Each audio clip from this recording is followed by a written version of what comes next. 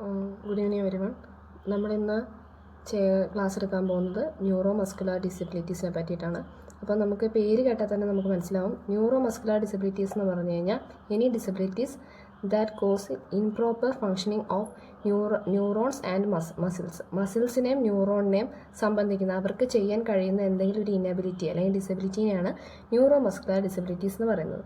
ഇതിൽ ഡെഫിനിഷൻ, അതിൻ്റെ ടൈപ്പ്, അതിൻ്റെ ക്യാരക്ടറിസ്റ്റിക്സ് എന്നിവയാണ് നമ്മൾ ഈ ക്ലാസ്സിൽ നോക്കാൻ പോകുന്നത്.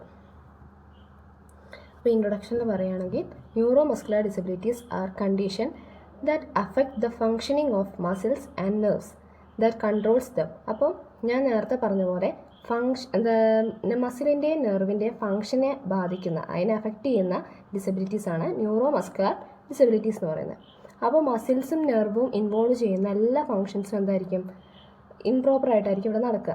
അപ്പോൾ these disorders can result muscle weakness, loss of mobility and difficulties in coordination and balance. അപ്പം ഇതെന്തിനൊക്കെ സഹായിക്കുന്നു? പ്രശ്നമാകും, മസിൽ വീക്കൻ ചെയ്യാൻ കാരണമാവും, മൊബിലിറ്റി കുറയാൻ കാരണമാവും, ഡിഫിക്കൽട്ടീസ് കോർഡിനേഷനിലും ബാലൻസിലും എന്ത് ചെയ്യും? ഡിഫിക്കൽട്ടീസ് ഉണ്ടാവാൻ കാരണമാകുന്നു. അതൊക്കെയാണ് ഇതിൻ്റെ കുഴപ്പങ്ങൾ. അപ്പോൾ പിന്നെ ഡെഫിനിഷൻ പറയുന്നത് neuro muscular disabilities refers to a group of conditions that impair functioning of peripheral nervous system and muscles leading to muscle weakness, paralysis and coordination difficulties.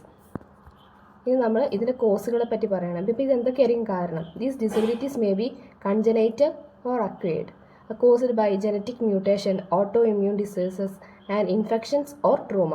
അപ്പം ഇത് എന്തൊക്കെ കാരണമായിരിക്കും? കൺജനൈറ്റൽ ആവാം, ഒന്നെങ്കിൽ നമ്മൾ നേറ്റലായിരിക്കും, ജനിച്ചപ്പോഴേ ആ അസുഖമായിട്ടായിരിക്കാം, അല്ലെങ്കിൽ നമ്മൾ അക്വയർഡ് കണ്ടീഷനിലായിരിക്കാം. അപ്പം അതെന്തായിരിക്കും? കൺജനൈറ്റൽ ആവാം, ഒന്നെങ്കിൽ ജനിച്ചപ്പോഴേ നേറ്റൽ ഡിഫിക്കൽട്ടീസ് ആയിരിക്കാം, അല്ലെങ്കിൽ അക്വയർഡ് ആയിരിക്കാം. അക്വയർഡ് എന്ന് പറഞ്ഞു കഴിഞ്ഞാൽ നമ്മൾ ജീവിതകാലത്തിൽ എന്തെങ്കിലും സംഭവിച്ചായിരിക്കും. അപ്പോൾ genetic mutations, auto immune disease ഒക്കെ കൺജനൈറ്റലാണ്, ഒരാൾ ജനിക്കുമ്പോഴേ സംഭവിക്കുന്ന കാര്യങ്ങളാണ്. ഇൻഫെക്ഷൻസ്, ട്രോമ എന്നൊക്കെ നമ്മുടെ ലൈഫ് ലോങ്ങിൽ നമുക്ക് ജീവിതത്തിൽ ഒരു കുഴപ്പമില്ലാതെ ജനിച്ചു, പക്ഷേ ജീവിതത്തിൻ്റെ ഇടയിൽ സംഭവിക്കുന്നതാണ്. അപ്പം അങ്ങനത്താണ് കൺജനൈറ്റലും അക്വയർഡ് എന്ന് പറയുന്നത്. അപ്പോൾ കൺജനൈറ്റൽ കോസസ് നമുക്ക് ആദ്യം നോക്കാം. First, genetic mutations. What is genetic mutation എന്ന് പറഞ്ഞാൽ it is inherited or spontaneous DNA changes disrupting the protein essential for nerve and muscle function. മസിലിൻ്റെ ഫംഗ്ഷനും നെർവിൻ്റെ ഫംഗ്ഷനും എസെൻഷ്യലായ കുറേ പ്രോട്ടീൻസ് ഉണ്ട്. അപ്പോൾ ഈ പ്രോട്ടീൻസ് നമ്മുടെ DNA കോഡ് ചെയ്ത് വെച്ചിരിക്കുകയായിരിക്കും. ഈ കോഡ് ചെയ്തതിന് എന്തെങ്കിലും മാറ്റം സംഭവിക്കുന്നതാണ് ജനറ്റിക് മ്യൂട്ടേഷൻസ് എന്ന് പറയുന്നത്. അതിൻ്റെ എക്സാമ്പിളാണ് Duchenne muscular dystrophy, spinal muscular atrophy എന്ന് പറഞ്ഞുള്ള അസുഖങ്ങൾ. ഇനി അടുത്തത് ഡെവലപ്മെൻറ്റൽ ഡിഫക്ട്സ്. ഡെവലപ്മെൻറ്റൽ ഡിഫക്ട്സ് എന്ന് പറയുന്നതിനകത്ത് വരുന്നത് abnormal formation of nervous system muscles during fetal development, not always genetic. ഇതെന്തായിരിക്കും? ജനറ്റിക് ആയിട്ടുള്ളതല്ല, ഡെവലപ്മെൻറ്റ് സ്റ്റേജിൽ സംഭവിച്ചതാണ്. അത് spina bifida, congenital cerebral palsy എന്നിവയൊക്കെയാണ് ഇതിന് എക്സാമ്പിൾ. ഇനി അടുത്തത് acquired causes develop later in life. അതിലൊന്നാണ് autoimmune disease. Autoimmune disease എന്ത് ചെയ്യും? നമ്മുടെ ശരീരത്തിനെതിരെ നമ്മുടെ ശരീരം തന്നെയാണ് വർക്ക് ചെയ്യുന്നത്. നമ്മുടെ ഇമ്മ്യൂൺ സിസ്റ്റം നമ്മുടെ ഡിഫൻസ് സിസ്റ്റത്തിന് എതിരെ വർക്ക് ചെയ്യുന്ന ഒരു റെയർ കണ്ടീഷനാണ് ഓട്ടോ ഇമ്മ്യൂൺ ഡിസീസസ് എന്ന് പറയുന്നത്. ഈ ഓട്ടോ ഇമ്മ്യൂൺ ഡിസീസ് എന്ത് ചെയ്യും? നമ്മുടെ നെർവിനെ മസിലിനെയൊക്കെ അറ്റാക്ക് ചെയ്ത് ന്യൂറോ മസ്കുലർ ജംഗ്ഷനിലേക്ക് ഡിസ്ഫങ്ഷന് കാരണമാകുന്നു. അങ്ങനെ ഇത്തരത്തിൽ ഒരു ഓട്ടോ ഇമ്മ്യൂൺ ഡിസീസ് കാരണം ഉണ്ടാകുന്ന ന്യൂറോ മസ്കുലർ ഡിസീസാണ് മയസ്തീനിയ ഗ്രേവിസ് എന്ന് പറയുന്നത്. ഇനി അടുത്തത് infection or toxics. External agents ആയിട്ടുള്ള വൈറസോ ബാക്ടീരിയോ ഫംഗസോ അങ്ങനെ എത്തരത്തിലുള്ള ഏത് തരം ടോക്സിനും ചിലപ്പോൾ നമ്മുടെ ന്യൂറോ മസ്കുലർ ജംഗ്ഷനെ ഡാമേജ് ചെയ്യാം. ഏതിൻ്റെങ്കിലും ഒരു സ്ട്രക്ചറിന് ബുദ്ധിമുട്ടുണ്ടാക്കിയാലും മതി. അതിന് എക്സാമ്പിളാണ് പോളിയോ. അപ്പോൾ പോളിയോ വരുമ്പോൾ എന്താണ് നമുക്കറിയാം? അത് നമ്മുടെ ബാലൻസ്, നമ്മുടെ ശരീരത്തിൻ്റെ മൊബിലിറ്റിനെയാണ് ബാധിക്കുന്നത്. അപ്പോൾ അതൊരു ന്യൂറോ മസ്കുലർ ഡിസീസാണ്. അതെങ്ങനെയുള്ളത്? ഏതാണ് അതിൻ്റെ കോസ്? ഇൻഫെക്ഷനും ടോക്സിനുമാണ്. ഇനി അടുത്ത ട്രോമ എന്ന് പറഞ്ഞാൽ ഫിസിക്കൽ ഡാമേജ് ആണ്. നമ്മുടെ ശരീരത്തിന് വല്ല ആക്സിഡൻറ്റുകളോ മറ്റെന്തെങ്കിലും കാരണങ്ങൾ കൊണ്ട്, മെഡിക്കൽ ഇവൻറ്റ്സ് കാരണം നമ്മുടെ ശരീരത്തിൻ്റെ ന്യൂറോൺസ് വേണ്ട രീതിയിൽ വർക്ക് ചെയ്യാതിരിക്കുന്നതൊക്കെയാണ് ട്രോമ ബേസ്ഡ് ആയിട്ടുള്ള അക്യൂട്ട് കോസസ് എന്ന് പറയുന്നത്. അപ്പോൾ ട്രോമയിൽ വരുന്നതാണ് സ്ട്രോക്ക് എന്ന് പറയുന്നത്. ഇനി അടുത്ത ടൈപ്സ് എന്ന് പറയുമ്പോൾ ഇൻക്ലൂഡ് വേരിയസ് കണ്ടീഷൻസ് ആണ്. ഒന്ന് മസ്കുലർ ഡിസ്ട്രോഫി, മസിലിന് വരുന്നത്. മറ്റൊന്ന് സ്പൈനൽ മസ്കുലർ ആട്രോഫി, സ്പൈനലിനെ ബന്ധപ്പെട്ടുള്ള മസിൽസ് ഒക്കെ വരുന്നത്. പിന്നെ മൾട്ടിപ്പിൾ സ്ക്ലിയറോസിസ്, സെറിബ്രൽ പാൾസി, അത് CNS ആണ്, സെൻട്രൽ നെർവസ് സിസ്റ്റത്തിനാണ് ബാധിക്കുന്നത്. Next peripheral neuropathy. അപ്പോൾ ഇതിനെ നമുക്ക് കൃത്യമായിട്ട് നമ്മൾ നോക്കാം. മസ്കുലർ ഡിസ്ട്രോഫി എന്ന് പറഞ്ഞാൽ that's A genetic condition causing progressive muscle weakness and degeneration. It affects voluntary muscles and some types heart, respiratory muscles. അപ്പോൾ ഈ ഫോട്ടോയിൽ കാണുന്ന കുട്ടിയെ കണ്ട് നമുക്ക് മനസ്സിലാവും ആ കുട്ടിക്ക് മസ്കുലാർ ഡിസ്ട്രോഫി എന്ന് പറഞ്ഞൊരു അസുഖമാണ്. ഇതൊരു പ്രോഗ്രസീവ് ആയിട്ടുള്ള മസിൽ വീക്ക് ആവുന്നതാണ്. പിന്നെ മസിൽ എന്ത് ചെയ്യും, ഡീജനറേറ്റ് ചെയ്ത് വരും. അവരുടെ മസിൽസ് ഡീജനറേറ്റ് ചെയ്യുന്ന കാരണം അവരുടെ വോളണ്ടറി മസിൽസ്, നമുക്ക് അനക്കാൻ പറ്റുന്ന മസിൽസ്, കൈ, കാല് തുടങ്ങിയിട്ട് കാര്യങ്ങളൊക്കെ എന്ത് ചെയ്യും, അതിൻ്റെയൊക്കെ മൊബിലിറ്റി കുറഞ്ഞു വരും എന്നുള്ളതാണ് മസ്കുലർ ഡിസ്ട്രോഫിയിൽ വരുന്നത്. അപ്പോൾ ഇങ്ങനെയുള്ള കുട്ടികൾക്ക് ശ്വാസം എടുക്കുന്നതിന് ബുദ്ധിമുട്ടായിരിക്കും, കൂടാതെ നടക്കുന്നതിനൊക്കെ നേരത്തെ പറഞ്ഞ പോലെ ബുദ്ധിമുട്ടായിരിക്കും. ഇനി അടുത്തതാണ് സ്പൈനൽ മസ്കുലാർ ആട്രോഫി SMA. അപ്പോൾ ഈ genetic disorder effect the motor nerve cells in spinal cord. Spinal കോഡിലുള്ള മോട്ടോർ നെർവ് സെല്ലിന്, മോട്ടോർ നെർവ് സെൽസ് എന്ന് പറഞ്ഞാൽ നമ്മുടെ റിഫ്ലക്ഷനിൽ വരുന്നതാണ്, നമ്മുടെ റിഫ്ലക്സിൽ വരുന്നതാണ് മോട്ടോർ നെർവ് സെൽ. അപ്പോൾ നമുക്ക് എന്തെങ്കിലും ഒരു നമ്മുടെ ബ്രെയിനിൽ നിന്ന് ഒരു സാധനം പ്രോസസ്സ് ചെയ്ത് കഴിഞ്ഞാൽ നമ്മുടെ മോട്ടോർ സ്കിൽസാണ് വർക്ക് ചെയ്യുന്നത്. അത്തരത്തിൽ മോട്ടോർ നെർവ് സ്കിൽ എന്ത് ചെയ്യും, ഇല്ലാതെ വരിക, നെർവ് സെൽസ് ഇല്ലാതെ പോവുക, അതിനെന്തെങ്കിലും ഡിസോർഡർ സംഭവിക്കുന്നതാണ് സ്പൈനൽ മസ്കുലർ ആട്രോഫി. അപ്പോൾ അങ്ങനെയുള്ള ആൾക്കാർക്ക് എന്ത് ചെയ്യും, മസിൽ വേസ്റ്റിങ്ങും വീക്കനിങ്ങും ഒക്കെ ആയിരിക്കും. ഈ കുട്ടി ഇരിക്കുന്ന പോലെ അവരുടെ സ്പൈനിനാണ് ബുദ്ധിമുട്ട്.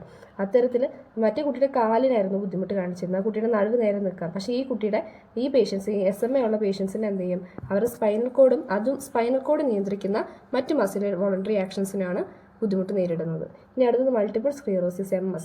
This is an autoimmune disease that affect the brain and spinal cord. It disrupt the nerve signal, causing fatigue, vision problem and coordination issues. അതാണ് മൾട്ടിപ്പിൾ സ്ക്ലിറോസിസ് എന്ന് പറയുന്നത്. ഇതെന്ത് ചെയ്യും, ബ്രെയിനിനെ സ്പൈനൽ കോഡ്, ഇപ്പം നേരത്തെ പറഞ്ഞ സ്പൈനൽ കോഡ് മാത്രമായിരുന്നു, ഇതെന്ത് ചെയ്യും, ബ്രെയിനിനെ സ്പൈനൽ കോഡിനെയും കൂടെ കൂടിയിട്ട് എന്ത് ചെയ്യും, അഫക്റ്റ് ചെയ്യുന്ന ഒരു കോർഡിനേഷൻ ഇഷ്യൂ ആണ്. ഇനി അടുത്തത് സെറിബ്രൽ പാൾസി. ഈ സംഭവം ഈ ഒരു രോഗം നമ്മൾ കുറച്ചധികം കേട്ടിട്ടുണ്ടാവും അല്ലേ.